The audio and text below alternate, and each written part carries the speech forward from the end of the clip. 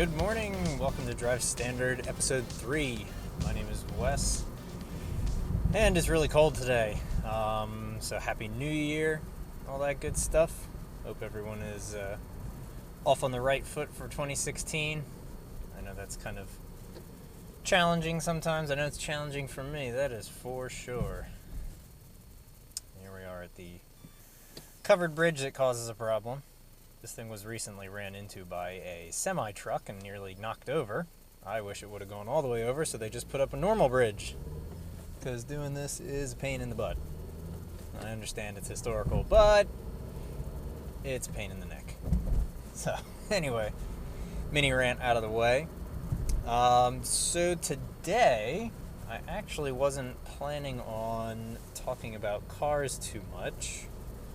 Not that I can really go on about much, at least related to my cars exactly, other than our Impreza. Doesn't really like starting in the cold. It has a rebuilt starter motor, but when it's 12 outside, it chugs a little bit. So anyway, what am I going to talk about? Well, let's see. Let's go technology. So I think I mentioned in the past, so I do a little bit of computer gaming, PC gaming, whatever you want to call it. Used to be big into console stuff, but got out of that and everything just because it was like, wasn't really enjoying the games much. So anyway, I guess it was about, it's actually 3 years ago now that I built my gaming PC. And I say gaming in that I play games on it. It's not necessarily some crazy beast, of a computer. I mean, it's not a slouch. It's more powerful than any, Mac I've ever owned for, work or design purposes. But, so anyway, 3 years ago, oh man, now the problem is remembering specs and whatnot. So I'm not going to remember specifics, I know that, but I know it's a, what are we doing here? Can I go around? Yes. It's a gigabyte motherboard,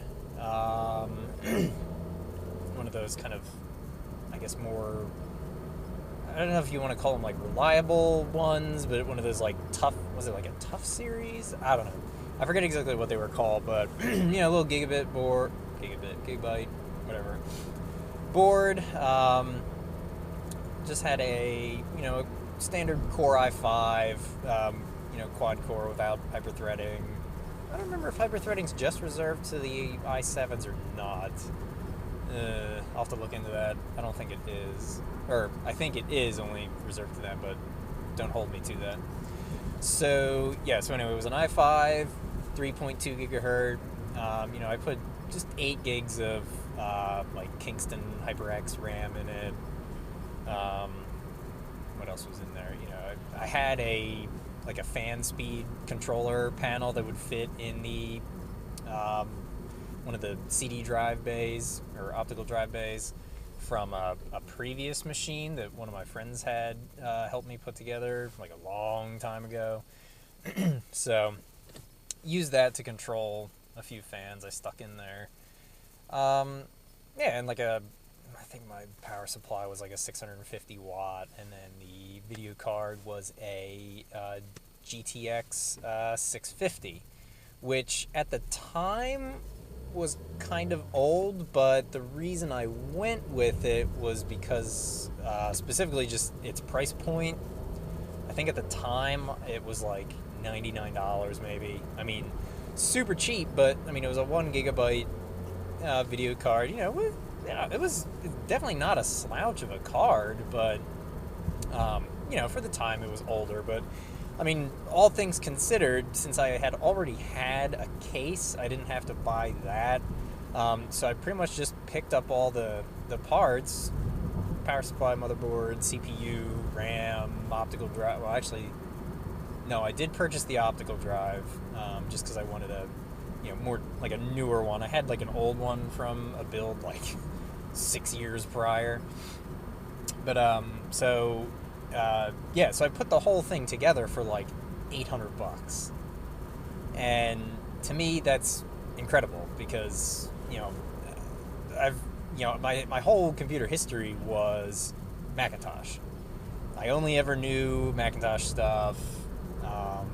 My mother was in graphic design, so back then, let me see, I guess like 95.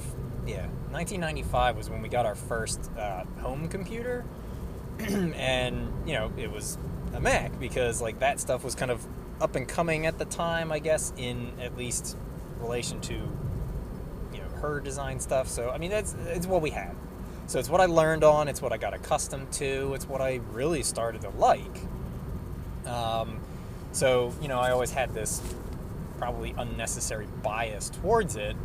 And, as time went on, it was, always such a pain in the butt because I had to, like, argue with people, oh, no, Macs are great, and all this and that. And I'm not saying they're not, I'm not saying they're not good computers. I have to use one every single day. But it's so hard to justify price anymore. And, I always used to hear the arguments that you can't justify price, but no, that's bogus. I bought a used iMac, before I had built the PC, a couple of years before. So I got one of, like, the first 27-inch iMacs with the IPS display and everything, which was awesome. Like, I thought it was the greatest thing ever. I mean, I spent $1,600 on it. Now, if I think back, if I had $1,600 to spend on my gaming PC, oh my god. It's like, it would have been nearly equivalent to one of those new little trash can shaped Mac Pros today. I mean, it's like, it's pathetic to think about. So I just, whatever. I have to use the Mac for work and stuff. Fine. The only way I was able to make it good was to, I bought it. My work computer is a laptop, so I can cart it back and forth with me. And, we, at my place, we're such a small company, we just buy our own machines and pretty much suit them to our own, like, personal preference. And, so the only way I was able to make this laptop, which was a 2011 13-inch MacBook Pro, which the Pro part cracks me up because it doesn't even have a dedicated video card. It came with a 5400 RPM hard drive. It was basically terrible. The only way I was able to make it any good and actually be usable for my, like, graphic and development work was I had to, RAM was a huge issue. It was always choking because it only came with like 4 gigs of RAM, which is pathetic.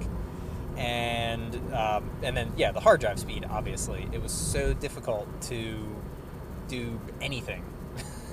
Everything just lagged and you had to wait, it beach balled all the time. So I had to go out and I went and bought my own, solid state drive. I went and got a 16 gigabyte RAM kit. And I put all that in, and, now it's great. I mean, it still has a dedicated, not dedicated, internal, like, integrated video card, which it claims does 512 megabytes or whatever, but, I mean, I don't do, like, rendering and junk like that. I'm more so, like, flat 2D, web design work, layout, stuff like that. So it's not that I need that kind of video power, but it just kind of sucks that, I bought that, I guess, 2 years, no, not even 2 years ago. Wow. Probably more like a year or so ago was when I bought it, and that cost me $800 and pales in comparison to, the PC I had built 2 years prior. So, basically, long story short, what I'm saying is you can't justify the price of a Mac anymore. You just can't. Then, I mean, heck, nowadays you can start getting into the argument that it's not even worth it buying Windows anymore. A buddy of mine swears on Linux, will not install Windows. He will not pay for Windows on any machine of his anymore. I mean, he has it for work, obviously, but any machine he builds at home or anything like that, nope. Everything's Linux. It's actually kind of amazing. I'm really happy to see it evolving as much as it has. But anyway, so I had the, Windows 7 install from when I built the machine 3 years ago. And, I mean, everything really has been great. I only installed like the free version of like AVG on it, um, and that's it. Like, I don't know. I don't know how people have like machines that are all terrible and get all infected and die and all this and that. It's like I've had the same machine for 3 years with 0 problems. So I don't know. But yeah, so anyway, more of an update about that, I guess. I was finally this year, this holiday season, able to do a little upgrade. Past the original purchase, I had only bought a 128 gigabyte SSD for the OS, which also was the main drive originally, until I realized that was definitely not going to cut it. So I bought like a Western Digital, I don't know if it was like the Black Series hard drive or something like that, just a 2 terabyte 7200 RPM drive to throw in as my storage. And so that was years ago also, after I'd first bought everything. But then this year I was able to finally do myself a video card upgrade, because the 650, while it was a good card and was very inexpensive, was also, at this point, 2015, going into 2016, is a pretty weak card. The 1 gigabyte of video RAM is starting to lack in a lot of modern games today. Take Grand Theft Auto 5 for example. I bought it a few months ago and I was able to play it on the 650, but it was really not the greatest experience. I could run it smooth with the right settings and not full resolution, 1920 1080, but so I wasn't getting the full experience. It's like the whole reason you do a lot of PC gaming, at least in my opinion, is because you can take advantage of the raw power that you can get for not a whole lot of money. So that was my goal, and purchased a new video card over the Christmas holiday. So went out to my local Micro Center. So that place is insane. They have deals that I don't know how they do. Like, nothing online, I can never find anything online that ever matches their prices, which is amazing. So I bought a Gigabyte GTX 960. So not 100% current gen, but again, it was the right price point. So I picked that up for, I had to spend out the door like $260 on it to leave the store. But the store gave like I think it was like a $30 discount. So it was $230, and then actually I still have to mail it in, but it also came with a rebate that you could mail into Gigabyte and get $30 more off of it. So yeah, I got a 4 gigabyte 960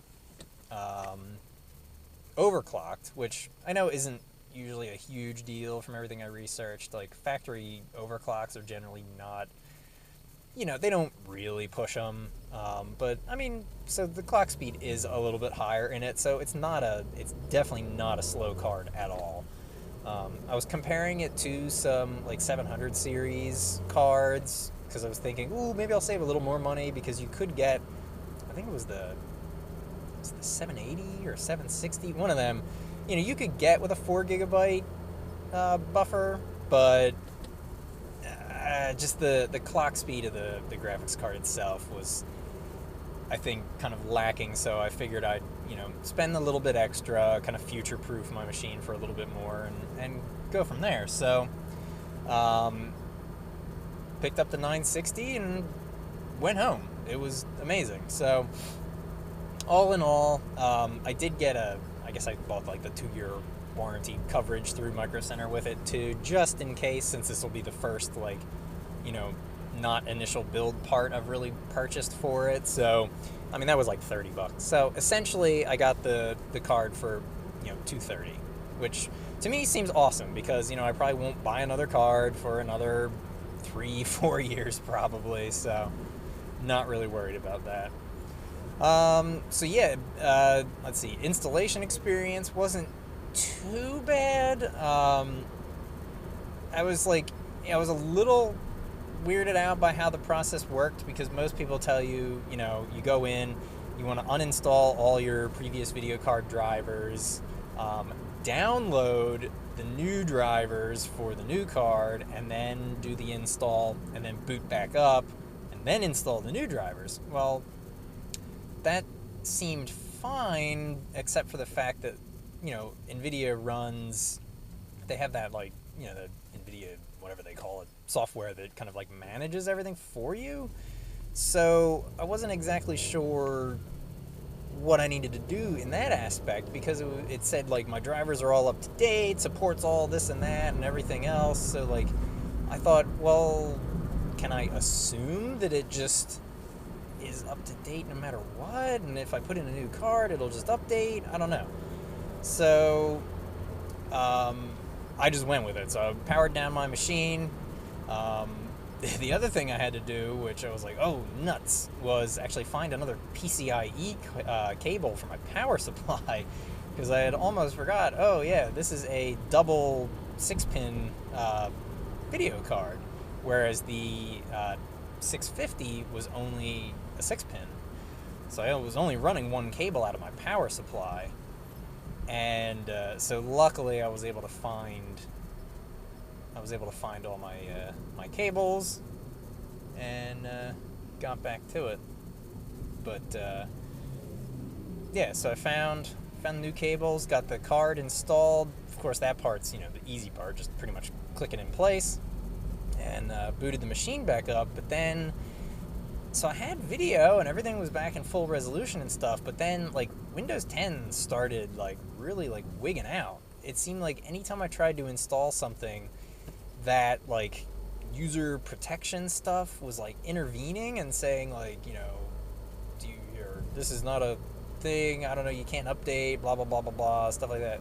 Oh yeah, it was when I was trying to download the drivers, and yeah, because the NVIDIA software was trying to update, but it couldn't because Windows 10 kept blocking it, which it hadn't previously done. So I didn't know if it just wigged out because new hardware was plugged into the machine or what, but either way, I was able to research a little workaround, and which was very bizarre. I had to turn off your sound profile, and then you could adjust the security level on the machine to none or something, and I don't know. It was a pain in the balls.